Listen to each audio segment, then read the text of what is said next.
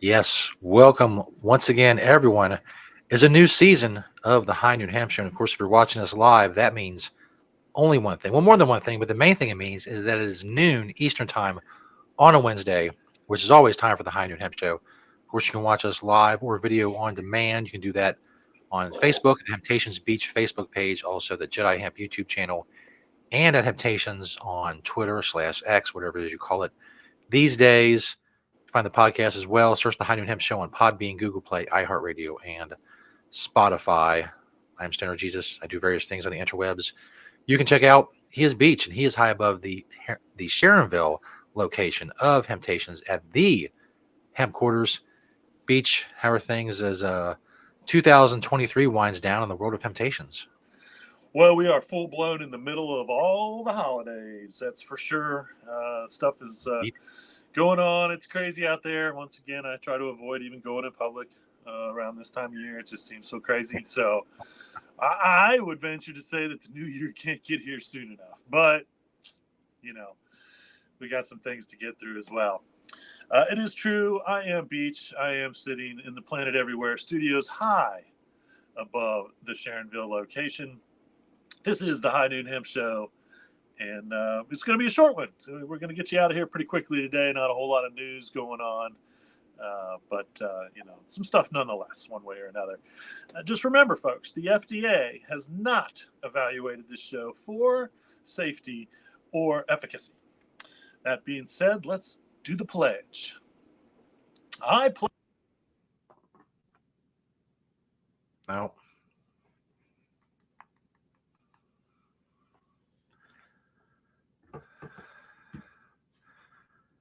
There's nothing.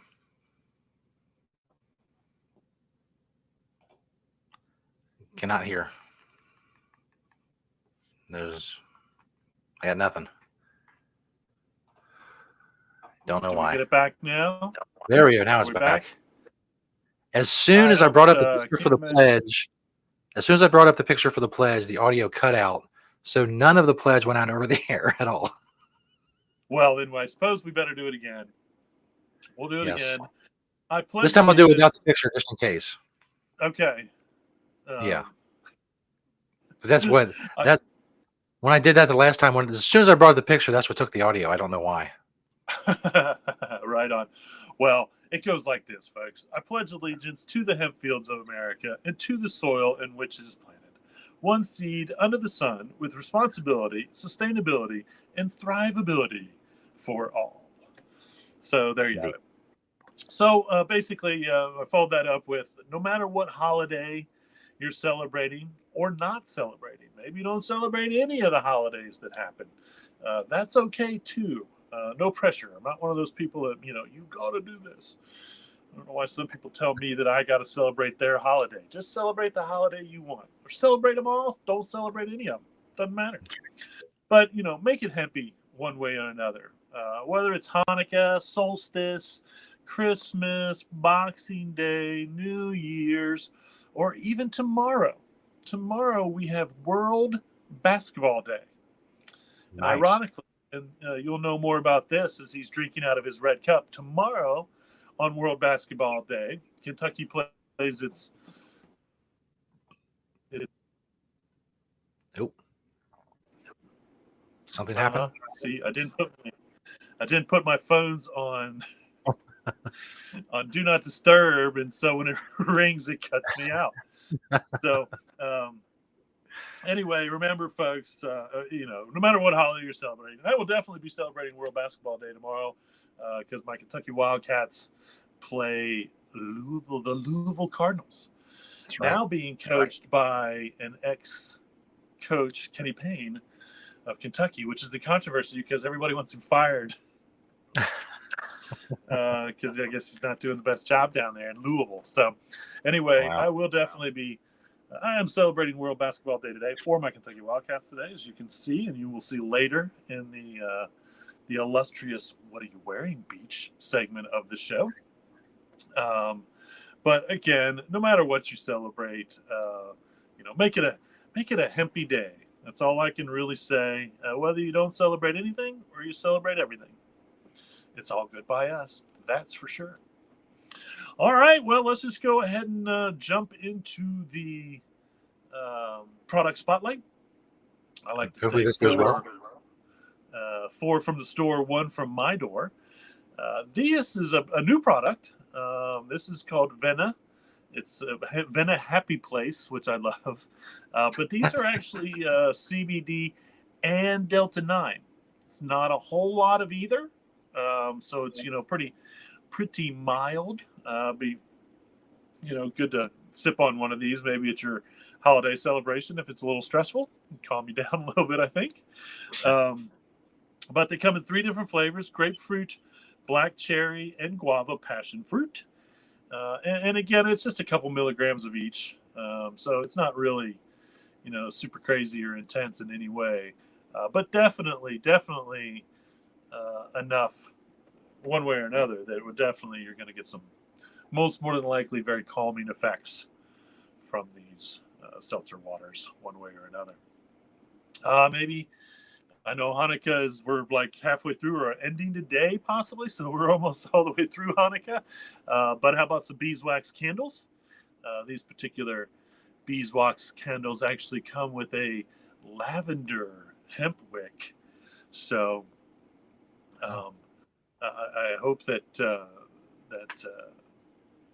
if nothing else, once again, the lavender hemp wick may cause a calming sensation when it comes to your Hanukkah celebration or any holiday celebration. If you once again want to put a candle on the table, calm everybody down with a little lavender, might just work. It's hard to say. Maybe you need a new backpack, or someone needs a new backpack to haul all your stuff around in. How about a dime bags? And again, this is the selection in the Sharonville location. And so if you're looking for a backpack, need a new backpack, dime bags are awesome. Good quality stuff. One way or another, dime bags have always been popular here at Temptations. That is full show. And the last one is our Planet Everywhere Infinity Scarves. I guess you could call it a Moby scarf. It only has one side. It's all one piece, and then it's twisted. And so it's kind of more of a fashionable scarf, I would say. But, would make a lovely gift for someone that you may know would want one of those. Or just, we're going to have a winter. We're having a winter already, even though I think the winter solstice is tomorrow, possibly, or no, Saturday maybe. But I definitely have to say that we're definitely going to get in the winter weather. I think we're going to have a good one this year. So I'm not very good at predicting those one way or another, because I feel like I always think I know what the winter's going to be like, or the season period. If I predict what a season's going to be like, I'm no better than any other weatherman, because chances are I got about a 30% chance of being right. Yeah. Which I think what they work on one way or another. The last one from my door. This is a tribal fiber rug. I just recently found these again in my collection of stuff. We used to do a lot of tribal fiber stuff. Their home goods were just really nice. They should their home goods really should be in half of the big box stores out there. Again, it was a price point issue then, but soon enough we'll be able to make a little hemp rug like this pretty inexpensively. The more we grow, and so I have a black one and a green one. So I'll start throwing these down. I think they would also at least work well in my bathroom, even as a bath mat. They're about the right size for a nice bath mat as well. To be honest with you, so it can work either way, one way or another. You can either clean your feet with them, or you can put your clean feet on them. let you, it's something you can do if you have a throw rug. These are probably not available anymore anywhere in the world, um, one way or another. But can only hope somebody out there is making a hemp rug like this to be sold to the world. And if not, yet another very nice product to have one way or another. So there you have it, folks. 4 from the store, 1 from my door here on the High Noon Hemp Show. And Now, I have to think that the people at the Guinness Book of World Records, they're very busy with a lot of holiday records and all the stuff they have going on this time of year. That's why they haven't gotten back to me yet about Beach's hemp collection. But that's fine. It's the holiday season. I'm in the giving spirit. So we'll give them till next year. I'll give them a break. But then in 2024, I'm going to be back on it and trying to get them to do the right thing. Until then, we continue to prove and provide documentation, video documentation of exactly what I'm talking about with the beachwear segment. You get to see, like I said, on video proof of all the different hemp clothing pieces, all the different hemp stuff that Beach owns right here on the High Noon Hemp Show. And all I have to do is ask Beach. And by the way, this works on the street as well. If you see Beach on the street, you just ask him, "What are you wearing, Beach?" And he'll start telling you about it. So it works no matter what. Watch. What are you wearing, Beach? that's true. You stop me on the street and you say, "What are you wearing, Beach?" It's probably going to be hemp, head to toe. So, doing a little Big Blue madness today for the game tomorrow, I suppose. But on top there, again, one of my favorites, definitely top of the list, top 5 hats ever in the history of all my hemp hats. World record breaking, 161 different hats a day. So that's one of the Guinness records that I did set. It's not fully recognized, as my partner in hemp over there clearly stated. They're still ignoring his claims, but hopefully they'll start paying attention soon, and maybe have some official records. But anyway, This is it's a headcase hat embroidered down in Kentucky. It says 100% Kentucky on the top. On the back, it actually says Wildcats. There was only a very limited amount of these made back in the day due to licensing agreements and whatnot. And so definitely celebrates my love for Kentucky Wildcat basketball. Big Blue. Outside there is my Big Blue hemp hoodlam jacket. And of course I'm layered up, so I've got a Young Maven Hemptations University t-shirt on, and underneath that, probably a shirt that I have not ever worn on the show that I know of. It's actually, the name of the company is 4Hemp. On the logo, it says 4hemp.com. I didn't go there. I doubt they still exist. This is one of my older shirts.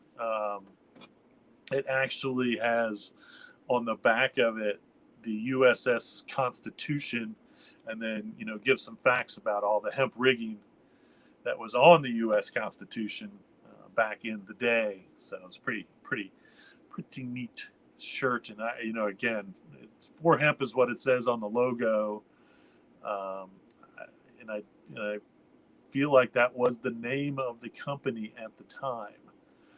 My pants breaking out again, some oldies. These are Just Naturel. Again, a company that we used to sell a lot of their clothing way back in the day, from shorts to pants to jackets. That was my,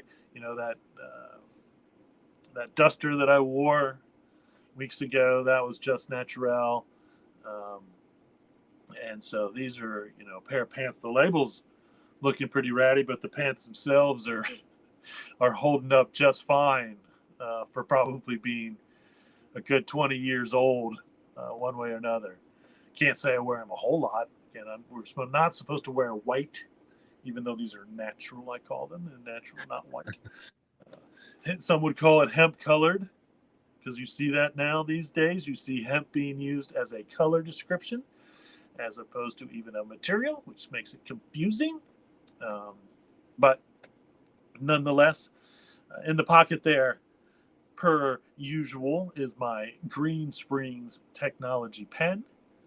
Underneath everything, pair of Hemptopia boxer briefs, good old pair of Satori Canaleaf socks, and those are my Rackles shoes. Um, and so, if you're looking, you can look. I can only hope that they're still available online. I haven't. I think they are. I think I actually found a pair. Maybe going to see those later in the show. Still available.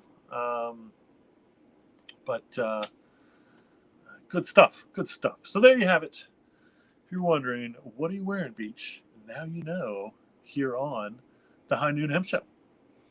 All right, I found got another trailer here to watch. Again, these were made for fun back in around probably 2015-ish. So some of the information, pictures you see may not still be true when it comes to stores and a little bit of products, but I really enjoyed making these. Again, I think there's some new ones. There's a couple I looked. And I need to work on maybe get some new ones done. So we'll be right back with the news right after this trailer.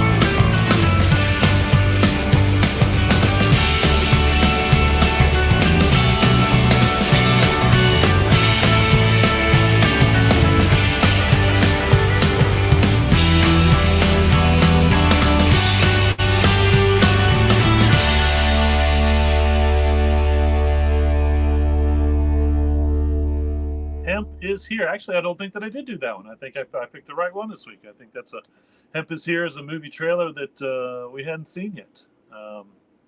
We are still aiming higher. Of course, we don't have the Dayton store anymore and the O'Brienville store. Every time I put one of those on, it breaks my heart a little bit. Just because we had to close those locations, but it is what it is. Find us in Sharonville. Find us online. Find us in Northside. Find us if you can, and if you're in another part of the world, just find some hemp. Don't care where you buy it. Just find it and buy it and support the hemp industries no matter what it is. That has always been my attitude, and it will always be my attitude. I still believe we have the largest selection of hemp on the planet at Hemptations, but I can tell you this, the selection of hemp everywhere else in the world has grown immensely since we opened in 1995. This I also know. Hemp was not in any stores, main big box, no matter what stores. And now it's in every grocery store. It's in every big box store. It's all over, and it's great. It's great. And we have so much more to go. So much more to go, folks, before everything that we need to be made out of hemp is made out of hemp, and the planet's breathing a big sigh of relief. We have better products, from clothing to food to whatever, for us. No one has to go out and almost got to see how excited I get. Has to hold up a sign that says we did it. Thank hemp. We just go about our business. So this is an interesting study. These numbers are quite interesting. But a recent study showed that 21% of Americans used CBD in the last year or so. So the although the CBD boom has happened um, one way or another, uh, it still shows that a lot of people, again, it wasn't a fad. CBD was not a fad. It is not a fad. People are using it, and then they get the relief. Most of them probably get the relief that they want, and they continue to use it. That being said, that 21% was only 4% less than the 25%. Do that math. That math works out. Um, of Delta 9, THC Delta 9 users. So less than 5% difference between the people that use, and again, that's to me, 1/4 of America. It's federally illegal in the United States. And 1 out of 4 Americans admitted to using THC last year or over the last year. 1 out of 5 Americans, and again, CBD is 100% legal. CBD is 100% legal federally, all states, blah, blah, blah. And we had 21% using it. And so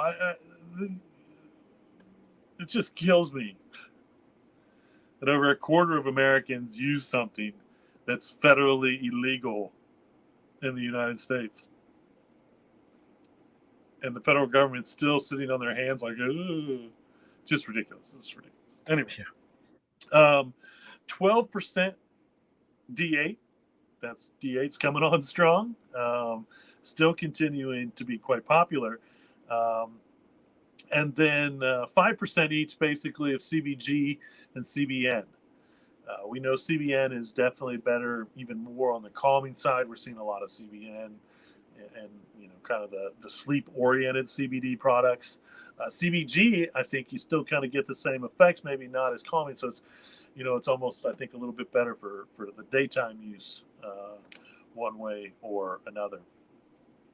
But again, everybody's getting the relief that they really need from the CBD, so they just continue to really just use the CBD in high numbers, as you can see.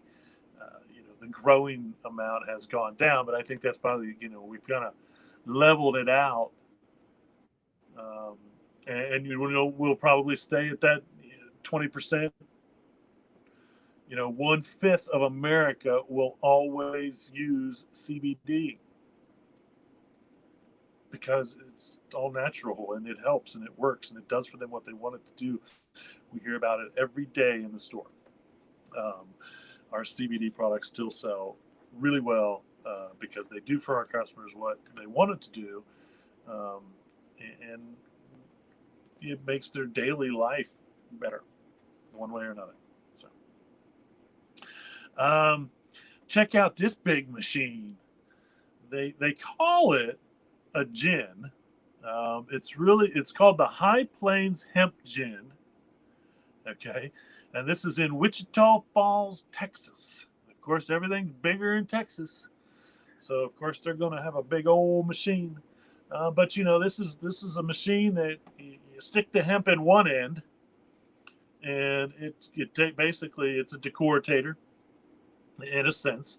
So it breaks the stalk, and sends the fiber one direction and the stalk another direction. Probably collects the lignin, which is the powder that's normally left over, which I believe is a binding agent. That's the one thing we don't hear a whole lot of when it comes to the breaking of the stalk itself and what's left over. That lignin was just left in the field. It wasn't. It was powder. And so, now that is something that if you have a machine like this, it's obviously going to break that lignin down into its powder form and then put it somewhere. My understanding of lignin is that it's a binding agent. And so, my first thought is always, and I've said this before, is that somebody needs to come up with like a glue made with hemp lignin. It does a great job of keeping that stalk together. It's super hard to break when it's fresh in the fields, and I think that's a big part of it. And that's the third byproduct when it comes to breaking that no one's ever really done much with, and we're just now seeing the collection of, because we're modernizing all of these in the United States, all these ancient machinery that we used to break hemp to begin with. It used to have to sit in the field over the winter, and then they would use what's called a hemp brake, which was this big wooden piece that had alternating wood blocks. And you'd pick it up and you'd put the hemp in there and you'd smash it down and you'd break the stalk. And then you pick it up and you break it down until you have the fiber taken away to make the material. And in the past, more than likely, they probably left the hurd, which is what we use for construction material, press board, and all those things. They probably just left that in the field. They just left that lignin powder, most more than likely, in the field, and all they really walked off with was the fiber, because that was the one thing that was mainly being used as a byproduct of growing industrial hemp. Which is crazy that we didn't grow for food here as well. For the seed, we grew for the fiber, which was very important to the sails and the rigs and all of those things. All those things, paper production still, all that whatnot. Back in the day, so to speak. So this is opening and will start operations at the beginning of 2024.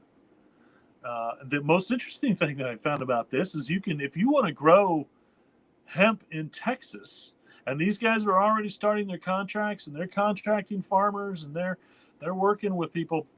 They're working with people, so farmers so much in Texas that they're willing to get you some free seeds if you want to grow hemp in Texas. So get a hold of the High Plains Hemp Gin, or the High Plains Hemp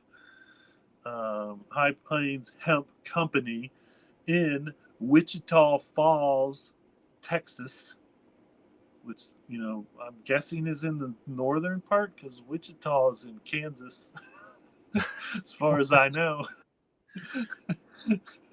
But the Wichita Falls are apparently in Texas somewhere. It's huge, but and then that's great, because Kansas is made for growing hemp, that's for sure. And of course, Texas has so much land. Geesh, can you imagine all the Texas kids starts getting their hands into it? We're going to see some big old hemp fields, which is great. The cops are still raiding stores for Delta 8, but they have one of the largest hemp processors right there in Wichita Falls, Texas. So, and again, get a hold of them. If you want to grow and you want some free seed, who doesn't want free seed? That seems silly. They're going to give you the seed for the hemp that they want you to grow so they can break it down and get it to the right people and get it in the right places to make it into whatever it's going to be made into.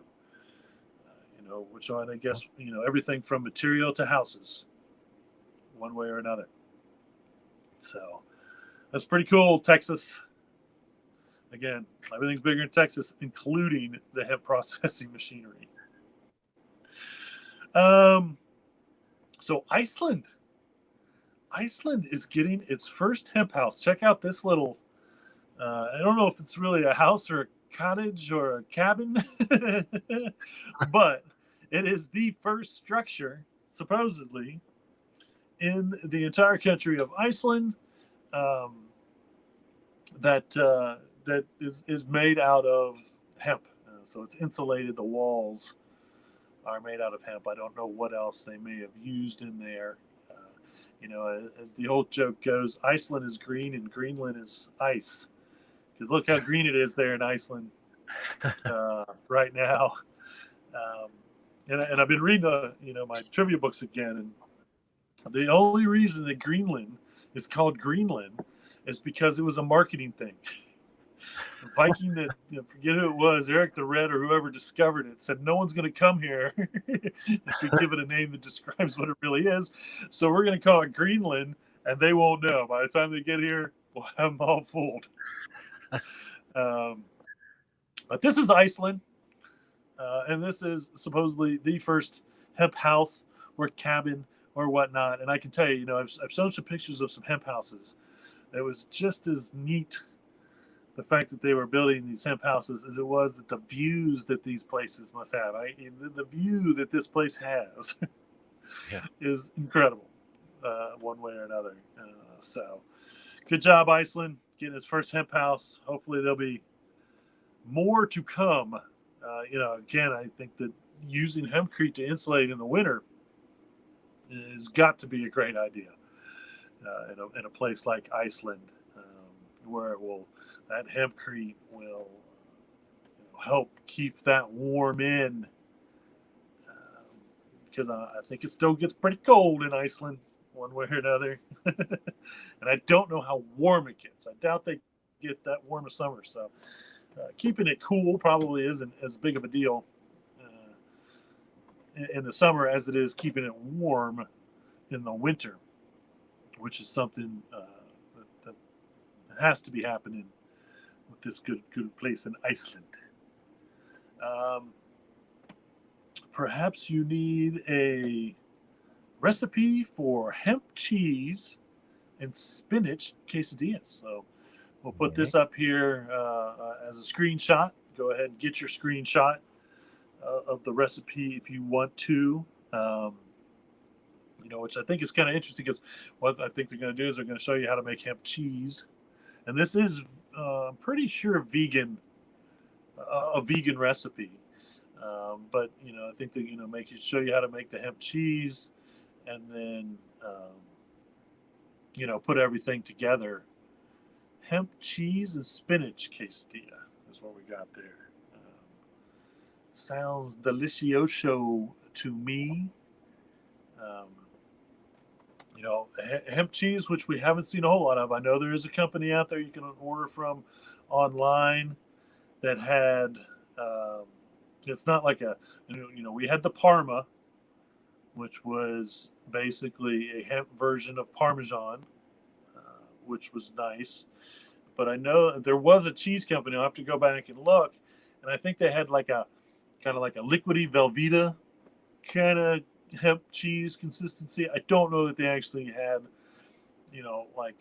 grated hemp cheese. I think that would be very difficult to do, even though the Parma kind of had a solid consistency to it. And so, that's really going to be the real next, can we make cheddar cheese out of hemp? I feel like, I know there's some spices or some, things to be made there. It's, it all starts as a liquid as far as cheese goes. I'm pretty sure for the most part. I'm not a cheese maker or connoisseur in any way. I love cheese, but I feel like, the next big way is to see if we can use hemp milk to make different kinds of hemp cheese. I don't know. Something to look into, but a great idea. A great idea. Again, the objective there, just like the objective with vegan meat, so to speak, or vegan substitutes for anything. And I've said this before, and I'll say it again. It's a cry out to the industry. If you really want non-vegans to eat vegan foods, they have to be consistently the same consistency of the food, the same flavor for the most part. We're finally getting there with beef. Chicken nuggets has been going on for a while, pretty easy, whatever. But once again, they will never accept it as a substitute if it's not pretty much exactly like what they're used to. And that's the only way to get the non-vegans, the non-vegetarians, to use these products. And I've been saying that for a long time, and I've been seeing it come true. that's the direction that a good part of that is going, and hemp has to play a huge part in that. Um, I was going to try to put up a recipe for hemp tofu, um, but it wasn't really. They didn't have it laid out like a recipe. She had it like laid out in stages. So I'm gonna maybe try to find a hemp tofu recipe, because again, tofu is made from soy. If it's not organic tofu, then it is one company's soy. 90% of all the soy in the world is the big M. Um, and it's not, there's still debate out there whether humans really even digest soy properly and get all the nutrients out of it, one way or another. So if we can start making, what's really funny is we can start making soy substitute products out of hemp. um, and again, that's the food product. I would have to say that, if hemp fiber has to rival cotton, then I truly believe that hemp foods have to rival the soy food industry, especially when it comes to vegetarian and vegan. They have the corner, and the big M controls 90% of that. They tell the farmer what seed to buy. They tell the farmers what chemicals to buy. They make all the money. And we continue to grow an unnatural plant, in my opinion, because it's been altered so much. Either way, but so there you have it. Get your hemp cheese and spinach quesadillas. Like a good quesadilla, that's true. I think the best quote that I read this week, and this was found in an article about pain relief, CBD and THC, as far as relief from pain relief. And the quote is, and I quote, "The human body has an endocannabinoid system, not an acetaminophen system or an ibuprofen system." That's the quote, and I think it's so true, that our bodies. And again, I can't. I know that the endocannabinoid system is being taught somewhat more and more in the medical world. But to be honest with you, I still think that most medical schools neglect, and up until probably 10 years ago, no medical schools taught the endocannabinoid system. Runs from our brain all the way through our body. Every part of our body has a receptor that's attached to the endocannabinoid system. Our brain is made to take in cannabinoids and figure out where they need to go, where they're needed in the body. And the medical world, the Western medical world, has ignored it its entire time.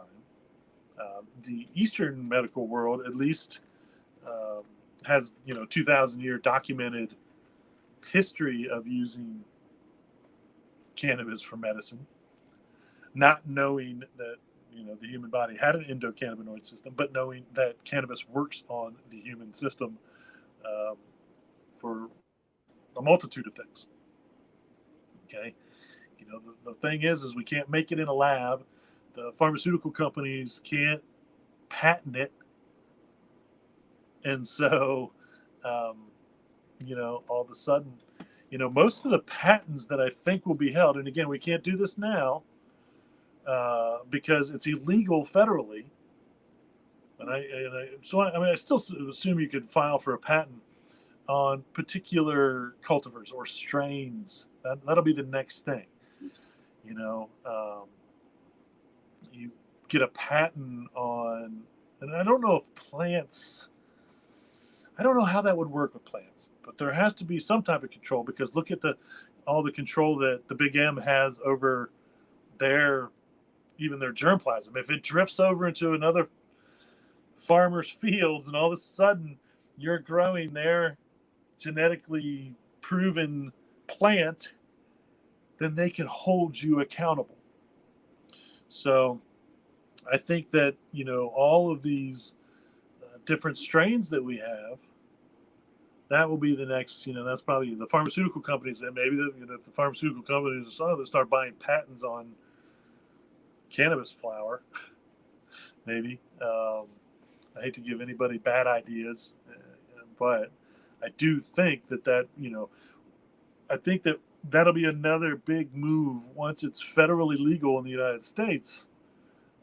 Is we're going to see companies start to put patents on particular strains of cannabis, whether it's CBD, CBG, CBN, THC Delta 9, whatever. THCA, THCV, another big one coming. Um, again, if you can prove that this is your plant, you made it, so to speak, then I would assume that you would have some control over that, one way or another. It is very easy to propagate and to breed. There's a male and a female, and so anybody can do it. And I think that definitely makes it harder for the average person to control that. But as the markets start coming, you can, you know, I don't know how the control of the strains goes when it comes to supplying, but there is a lot of control when it comes to that. What plant, the name, and again, you get the THC content or the CBD content, and again, we have same strains now that are high in THC delta 9, exact same strain, high in CBD, 0.3% or less THC delta 9. And so, exact same name as the delta 9 version, so to speak, but a high CBD content, which makes it even more difficult when it comes to figuring out, all the different names and whatnot as it goes. And it's kind of funny. I was having a conversation with one of the customers about how, confusing all the names are. And it's, hey, I think we're running out of names. And again, they're kind of family oriented. So, if it comes from this family and this family, then they try to come up with a name that correlates with that. Blue cheese doesn't taste like blue cheese, but it probably came from the blueberry family and the cheese family, which I don't know much about. But I know the blueberry, everything blue, I believe we can give the DJ Quick credit for. I believe, if I remember my history of breeding, most of the blueberry stuff, blue whatever, if it's got blue in the name, then it probably came from that family, and that was something that DJ Quick was working on a long time ago, like 10, 15 years ago, I think, in a legal state somewhere, growing and breeding anyway. So that's kind of where a lot of the names come from. Luckily we have decent profiles. We know that, when they breed and they put them together and then they get the input, is it a more of a, say, sativa high where it's more up, or is it more of an indica high where it's more low?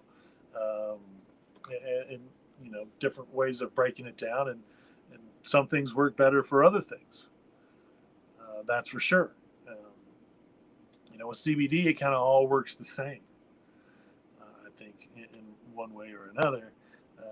But THC is, much stronger medicine, so to speak, than CBD. So, different effects. It's like D8 is kind of up there a little bit, but not as strong. And now we're seeing all these other things pop up, that has, different strengths to it as well. And so, as far as we have gone with cannabis breeding, you know, CBD and CBG and CBN changed the game and set us on a whole nother route. But we still have, you know, places to go when it comes to all that, you know, what the end effect is for your cannabis one way or another. All right, so I just kind of went online and started looking for hemp shoes just to see. So here's all you need to do. If you see a pair of shoes on here that you like or you want to go investigate, I just put in my Google bar hemp shoes, and then I hit the shopping just to see what's actually available to purchase out there. These first ones, these are the 8,000 kicks. This is the one shoe I've been talking about. They claim they're the first waterproof hemp shoe, which I don't know what that really means, honestly. I don't know how they could really be waterproof, but that's what 8,000 Kicks says. You know, they're a newer shoe company, much like the Rackles that I have on now. Um, you know, when it comes to, and again, you know, making the entire upper out of hemp. These are the next one is the Sanooks, and I have a pair of um, slip-on Sanooks that basically look just like this for the most part, but mine are natural colored, which is basically what a Sanook does, and that's SANUK is the name of this shoemaker. They do mostly slip-ons. They may have some regular shoes. I don't know. But again, really basic. But the complete uppers, for the most part, except for maybe just the little pieces that give a little there on the sides, are made out of, once again, hemp. This next one, I really like the looks of this next one. This is really just a real basic shoe. It's a skate shoe. It's on Globe Mahalo, and I don't, excuse me, I don't think that that's actually the company that made these shoes. I tried to read the tag and I just couldn't get to it. But I really like the way these look. This is just kind of an everyday shoe, in my opinion. Once again, using hemp basically is the complete upper of the shoe. Um, Vibram. I also have a pair of these. These are the toe shoes. So these are made for the water.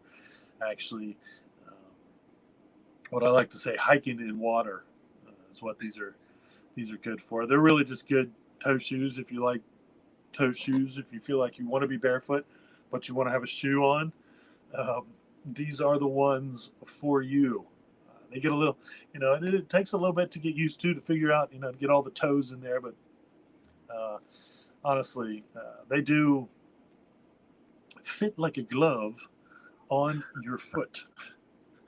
And again, that's Vibram, Vibram.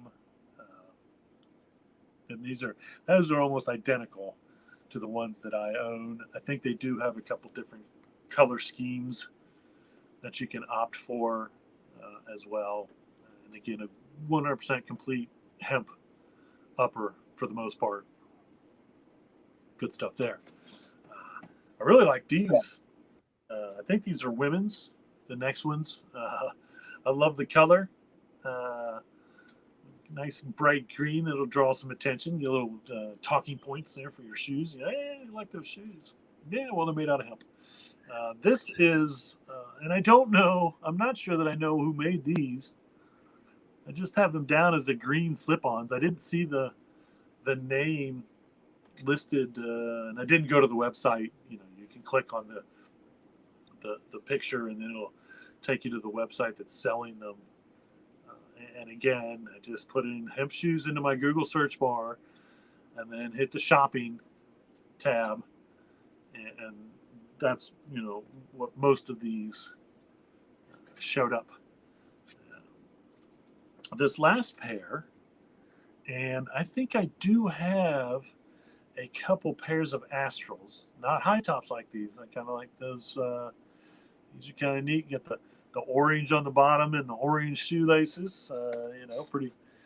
Pretty appropriate for our local sports team, the Bengals, who are hanging in there, doing the best they can under the circumstances of injuries and whatnot. So we love our black and orange around here. And of course, maybe you're a graduate or you go to Heidelberg University in Tiffin, Ohio, which is also black and orange are the colors. I know that because I am an alumni. So I wore black and orange when I played basketball for Heidelberg University. So there you have it. Some shoes. If you're looking for some shoes, some hemp shoes. Here's the thing. And this always says, if you're looking for anything to add to anything, your pantry shelves or your closet, go look online for a hemp version of whatever it is. Support those companies that are out there making things out of hemp, and then we'll have more hemp. The only way to prove I've said this since 1995 because I know that it's true. The only change that comes in this country comes from grassroots movements. Okay? The only positive change, I should say.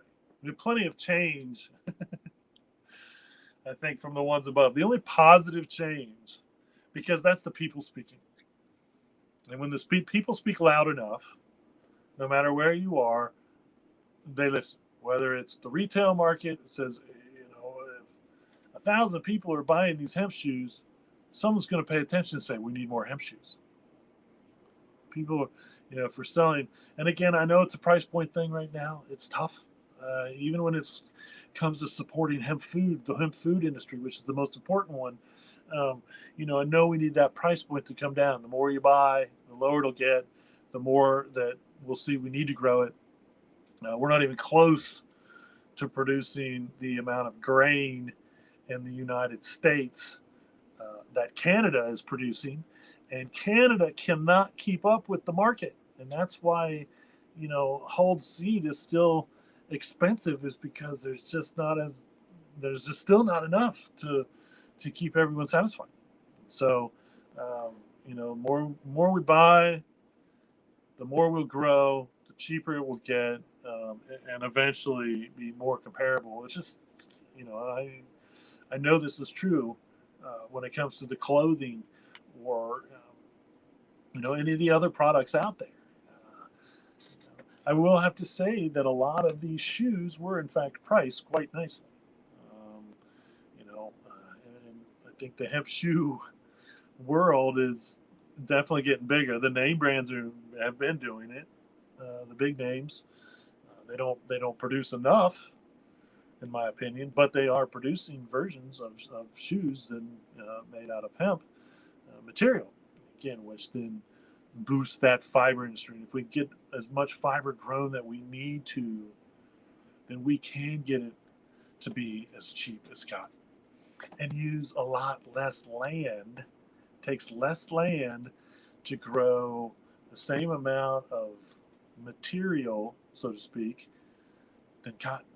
I showed that graph a couple weeks ago, and it's insane, honestly, how much less land we have to use to grow for fiber to get the same amount out of it. And of course, it requires a lot less water to process and all those other things.